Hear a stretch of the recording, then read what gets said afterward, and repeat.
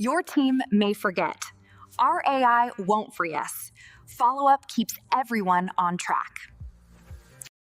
This procedure outlines the process for creating recurring tasks within the Trueaiwork platform. It ensures consistent task scheduling and assignment to maintain workflow efficiency. Click the All Tasks section to view the list of all current tasks. Click the New Task button to start creating a new task. Click the Task Title field to enter the name of the task. Enter your task title, such as Daily Social Media Post Design.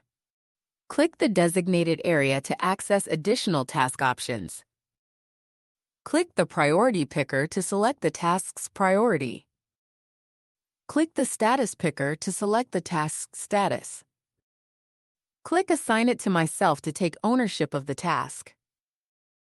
Click Pick a date and time, optional, to set a specific schedule. Select the year day as the task's due date. Click Done to confirm the selected date. Click Myself, Default, to confirm the task assignee. Click Make this a recurring task to activate repetition settings. Select Daily as the frequency for the recurring task. Click After task completion to specify when the next task occurs. Select 1 to define the interval between recurring tasks.